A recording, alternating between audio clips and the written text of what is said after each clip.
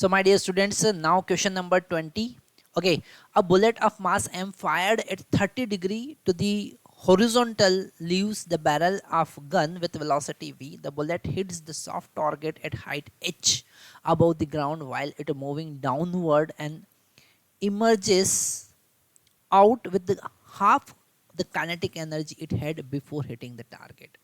Which of the following statement are correct in respect of bullet after it emerges out of the target? Okay, तो यहाँ पर सबसे पहले हम इसके कॉन्सेप्ट को समझ लेते हैं कि एक्चुअल में वो कह क्या रहा है क्वेश्चन में। यहाँ पर हमको क्लियरली समझ में आ रहा है कि 30 डिग्री पे अगर हमने कोई बुलेट को फायर किया, ओके, कितना एंगल है हॉरिजॉन्टल के साथ में? हॉरिजॉन्टल के साथ में यहाँ पर एंगल है 30 डिग्री। 30 डिग्री पर हमने उसको फायर किया है v वेलोसिटी से, है ना, v वेलोसिटी से।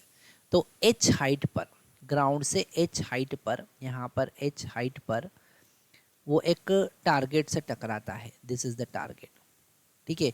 और मान लेते हैं उसका वेलोसिटी है v। ओके, ये इनिशियल वेलोसिटी हम मान लेते हैं क्योंकि v वहाँ पर इनिशियल वेलोसिटी दे रखा है, तो यहाँ पर v इनिशियल वेलोसिटी है और ये वेलोसिटी v1 हमने कंसिडर कर लिया। ओके, तो जब वो इस टारगेट से वापस बाहर निकलता है तो उसका वेलोसिटी v2 हो जाता है, ऐसा मान लिया हमने। ओके, अब यहाँ पर सबसे पहले हम एनर्जी कंजर्वेशन की हेल्प से v1 कैलकुलेट करेंगे, ठीक है। तो by energy conservation, energy conservation हम v1 कैलकुलेट करते हैं। तो जब वो फायर था तो इनिशियल पोटेंशियल एनर्जी उसका 0 था और initial kinetic energy half M V square था, और जब उसको फायर किया था और h हाइट पर जाके उसका पोटेंशियल एनर्जी mgh हो जाएगा और kinetic energy half M v1 square हो जाएगा। m यहाँ पर कैंसिल कर देंगे और v1 स्क्वायर जो होगा वो होगा v square minus 2gh। Okay, तो ये एक इक्वेशन हमको मिला जिसको हम याद रखेंगे। Okay, equation number 1।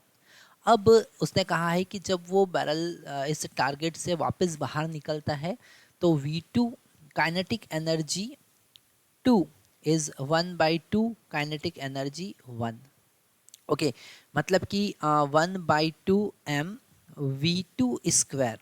Okay, 1/2 m v2 square, इसे हम अभी इमेज को हटा देते हैं, just 1/2 m v2 square is equal to 1/2 into 1/2 m v1 square.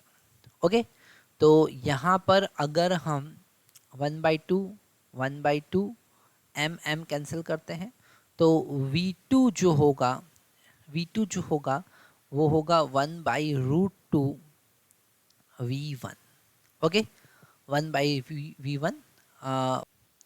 तो जो इमर्जिंग वेलोसिटी है ना, यहाँ पर पहला ऑप्शन हम देख रहे हैं, the velocity of bullet will be reduce to half of its initial velocity, है ना। नहीं, ये तो गलत बात है, यहाँ पर उसका वेलोसिटी हाफ से ज़्यादा है, तो this A is the wrong option.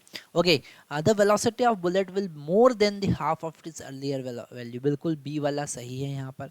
आगे देखते हैं, the bullet will continue to move along the same parabolic path, बिल्कुल यहाँ पर ये पैराबोलिक पाथ पर मूव करेगी, ठीक है। तो